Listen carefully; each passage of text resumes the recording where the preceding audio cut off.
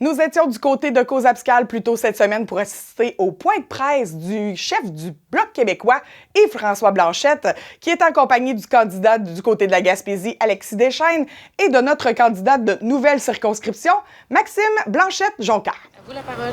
Bien le bonjour tout le monde. Merci à M. Bérubé de nous accueillir. M. Bérubé qui paie déjà, avant même les tarifs de M. Trump, 14,5 %. Il y a d'autres entreprises au Québec qui payent déjà jusqu'à 20 % de tarifs parce que le modèle québécois est basé, selon le régime qui est de juridiction québécoise, sur un système d'enchères contesté par les Américains de telle sorte que le Québec paie beaucoup plus que sa part de tarifs et ça va jusqu'à 20 %. On y reviendra. Pour quiconque est passé souvent sur la route 132 ici, devant les entreprises et celles-ci, c'est dur d'être plus impressionnant que ça. C'est dur d'avoir une image plus réelle, immédiate. On peut y toucher comment c'est important l'industrie du bois, notamment ici dans la Matapédia et en Gaspésie. Et pour maximiser le recours à la ressource bois dans l'activité économique québécoise et canadienne, en 2009, le Bloc québécois avait déposé une loi qui allait rendre contraignant le recours au bois dans les constructions publiques. Et à ce moment-là, évidemment, c'était dans une perspective de lutte au changement climatique parce que c'était à l'époque où on reconnaissait qu'il y avait des changements climatiques et qu'on ne devait pas être une carpette à pétrole. Après ça, le gouvernement du Québec a créé une charte du bois, a créé un système contraignant pour le recours au bois dans les constructions publiques. Et Ottawa a quelque chose d'un peu bidon, ça serait le fun qu'on utilise du bois. Ça a été voté, mais c'est pas contraignant. Ça n'oblige le gouvernement fédéral à rien. Or, il serait grandement temps que le gouvernement fédéral, en plus des autres raisons, mais dans le contexte où imminemment, on va vivre une intensification du conflit commercial avec M. Trump, que le Canada se donne des outils pour assurer que le marché intérieur, un peu dans le même esprit que le miroir au Buy American Act que nous proposons, un peu dans le même esprit qu'on s'assure d'un maximum de recours à l'industrie, aux matériaux bois dans tout contrat public, incluant les rénovations. C'est la proposition du Bloc québécois que je viens de vous faire beaucoup plus en vrac que ce qu'il y avait sur mon papier, parce que je pense que j'ai déjà dit beaucoup de choses relatives à ça. Ça s'ajoute à d'autres mesures que je veux répéter. Le Bloc propose une adaptation d'un régime qui ressemble à la subvention salariale pour les entreprises qui pourraient devoir procéder à des mises à pied temporaires. Il y en a eu ici, pas cette entreprise-ci, mais il y en a eu ici dans la région, dans la Matapédia, puis après ça, ça a repris. Mais dans ce contexte-là, une subvention salariale qui préserverait le lien d'emploi et éviterait la perte d'expertise développée au sein d'une entreprise. Bien sûr, une diversification des marchés qui est plus facile lorsque les produits sont davantage transformés, parce qu'avec des produits davantage transformés, on ouvre de nouveaux marchés. On brise la dépendance au marché américain. Après ça, évidemment, l'industrie forestière a parlé de financement transitoire. Mécanique complexe, on y reviendra si vous voulez, mais les Américains eux-mêmes admettent avoir perçu des tarifs en trop qui reviendront et qui pourraient servir de garantie pour aller chercher un financement transitoire pour des entreprises qui, elles, subissent déjà depuis plusieurs années des tarifs illégaux. Des investissements dans la productivité aussi, c'est important aussi dans le secteur forestier. Il y a un processus qui est un peu ralenti maintenant d'automatisation d'un certain nombre de processus dans les entreprises. Alors, toutes ces mesures que le Bloc a déjà mises de l'avant, qui, à partir du moment où l'État canadien voudrait se les approprier, appartiendront à tous les parlementaires du Parlement fédéral pour qu'on puisse, lorsque c'est possible et que c'est fait de bonne foi, collaborer vers des solutions. On est un peu dans cette réflexion-là aujourd'hui. Je comprends que le chef libéral va faire des rencontres aujourd'hui, mais si on veut susciter l'unité et agir dans l'intérêt commun, il y a une étape qui est importante parce que personne, il n'y a personne aujourd'hui qui a le mandat d'aller intervenir au nom du Canada, incluant le Québec, puisqu'on est en campagne électorale.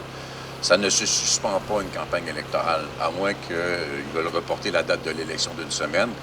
Ça ne me pose pas de problème, mais ça ne se suspend pas. On va toujours voter le 28 avril. Alors, les gens continuent à réfléchir et la meilleure manière de créer le sentiment d'unité entre alliés, entre partenaires, Mexique, Canada, Québec et des partenaires européens qu'il faut ajouter à cette réflexion-là, bien, ce serait minimalement de briser le silence gênant qui fait que le chef libéral n'a toujours pas parlé, ne m'a toujours pas parlé, et je crois, mais je ne peux pas vous l'affirmer de façon certaine, qu'il n'a pas davantage parlé au chef conservateur ou au chef du nouveau Parti démocratique. Or, si on veut créer un sentiment d'unité qui va faire en sorte que les gens sont moins inquiets à la veille d'une intensification du conflit commercial, je pense que la seule façon de faire, ce serait bien sûr de faire appel à l'ensemble des parlementaires par le truchement de la voix des chefs de parti. Ce serait la bonne chose à faire. Alors, voilà. Bonjour, M. Blanchet, Valérie Gamache de Radio-Canada. Vous semblez faire un appel à l'unité ce matin. Hier, pourtant, l'Assemblée nationale a adopté une motion unanime pour dire bien, M. Carney ne doit pas traiter l'affaire comme étant une économie canadienne, mais bien 13 économies au sein du Canada. Est-ce que vous soutenez cette motion-là à travers cet appel à l'unité quand même? C'est même exactement l'esprit de notre démarche.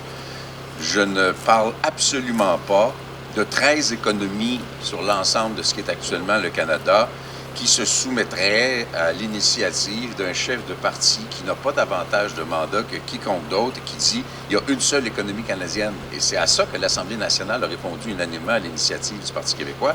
Il y a 13 économies canadiennes, chacune ayant le droit, la capacité et des juridictions pour définir son propre avenir.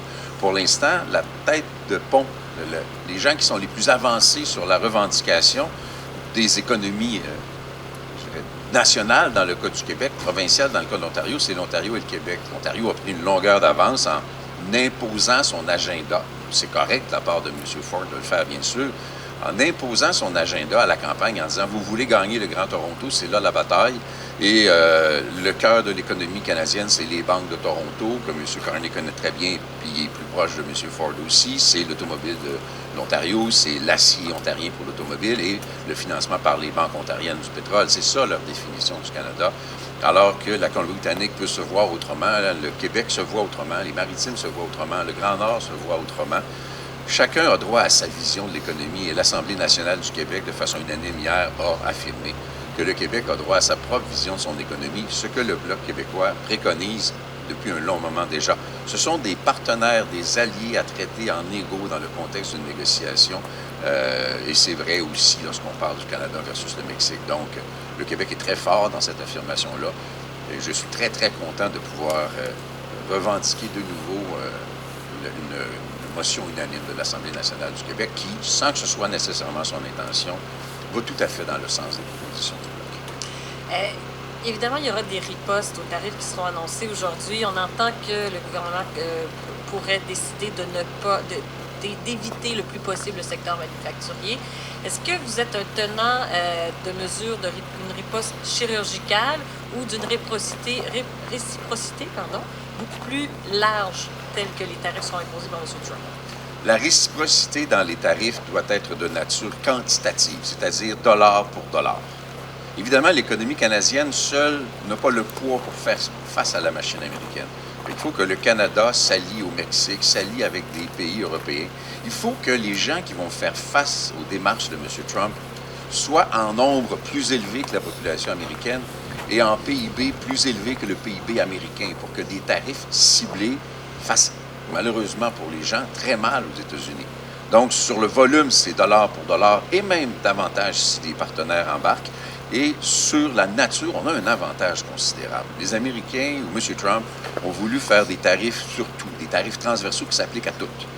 Alors qu'ici, on prend davantage une approche que nous soutenons depuis le tout début d'être beaucoup plus chirurgicale. Et en deux temps. Dans un premier temps, il faudrait être chirurgical, dis-je bien, pendant que la mâchoire nous gèle tous. Il faut être plus chirurgical en ciblant des secteurs qui vont faire mal dans des États qui vont prendre le téléphone puis appeler M. Trump et dire « OK, il faut que tu arrêtes ça, ça ne marche plus », comme l'automobile le fait déjà de façon systématique aux États-Unis. Donc, cibler clairement des secteurs sans l'appliquer à tout. Et le deuxième élément à cet égard-là, c'est d'avoir des exceptions. Donc, il peut y avoir des éléments. Le secteur manufacturier va être davantage touché durant la période tarif que durant la période nouveau traité commercial. Donc, à court terme, des mesures comme celles que j'ai dit un peu plus tôt peuvent s'appliquer au secteur manufacturier. Dans quelle mesure on est capable d'aller chercher le montant d'argent nécessaire en épargnant le secteur manufacturier, c'est un calcul qui est à faire. Je veux voir les chiffres. J'invite M. Carney à partager les chiffres et les données.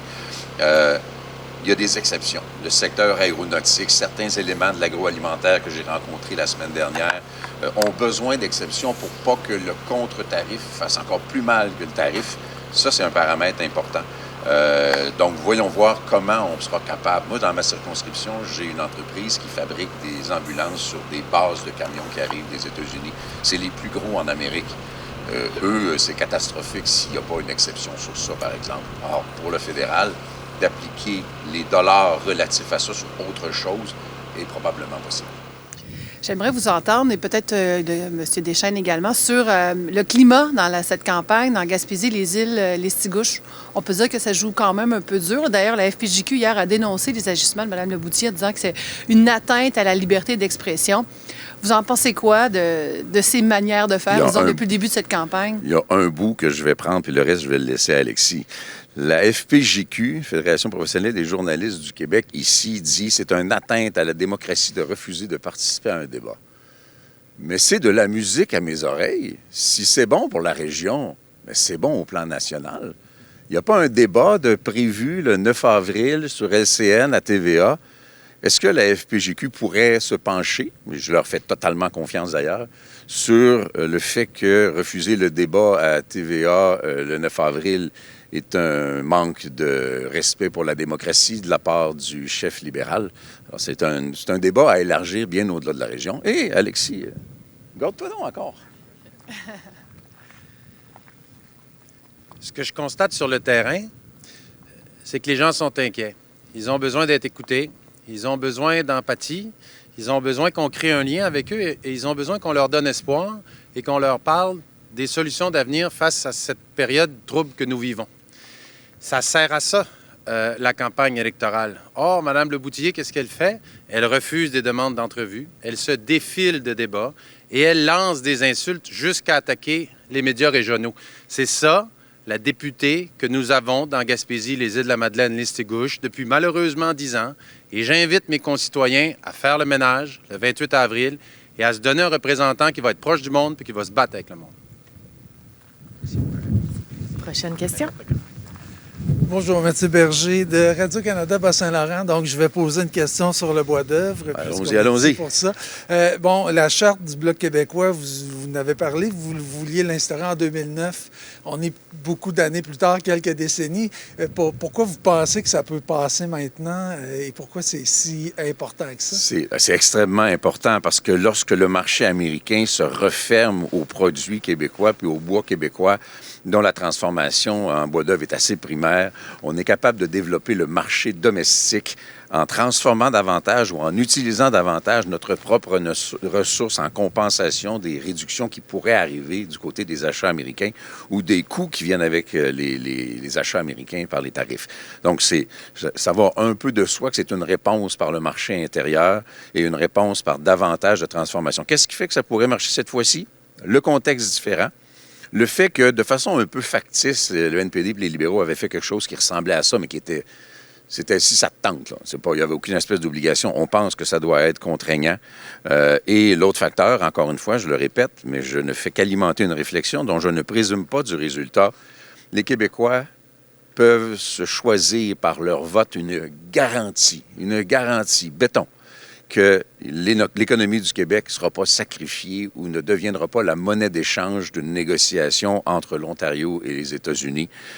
Bien sûr, dans une négociation, tu ne gagnes pas l'entièreté, là, mais tu fais beaucoup plus de gains si tu es toi-même représenté ou si il n'y a pas de deal possible entre le Canada et les États-Unis sans l'accord bienveillant et responsable du Québec. Mais là, je vais poser la question tantôt à M. Denis Bérubé de Cédrico, là, mais je vous la pose à vous. On va sûrement avoir des tarifs de bois d'œuvre là, qui vont frôler 39 % on parle quand même d'une taxe de près de 40 % Donc, cette charte-là, est-ce que c'est vraiment suffisant pour compenser? Et au-dessous question, qu'est-ce qu'il faut de plus? Parce que c'est quand même 40 c'est beaucoup d'argent. Il n'existe aucune façon certaine de compenser instantanément l'effet déplorable des tarifs déplorables de M. Trump. Parmi les plus importantes solutions, il y en a une qui ne dépend même pas de nous autres. C'est que le marché américain va imposer un peu de bon sens à M. Trump. En ceci que, imaginez des tarifs qui approchent les 40 % sur le bois d'œuvre québécois, qui rentrent aux États-Unis. Ça a un impact monstrueux sur le prix des maisons aux États-Unis. Ça lance vers le haut de façon très importante une inflation que les électeurs américains vont reprocher à Donald Trump. Donc, il y a intrinsèquement une solution à même les erreurs de M. Trump. Nous, dans l'intervalle, il faut que notre industrie reste forte. Profitons de la période pour innover, faire de la recherche, de l'innovation. On s'en va justement voir un centre de recherche ici à Amqui où je suis déjà allé, que j'avais trouvé absolument extraordinaire sur la transformation du bois. Donc, investissons dans la transformation, investissons dans la recherche et le développement, investissons dans la productivité pendant cette période de transition-là et offrons aux entreprises un financement transitoire pour avoir le minimum de pertes possible. Offrons aux entreprises un système comparable à la subvention salariale. Là, j'ai vu dans un texte PCU, ça n'a jamais été la PCU, ça, c'est vraiment pas une image à reproduire, mais la subvention salariale qui maintient le lien d'emploi. Toute une palette d'outils que nous, on promeut, qui pourront être repris par le Parlement fédéral dès qu'il commencera à siéger le plus rapidement possible.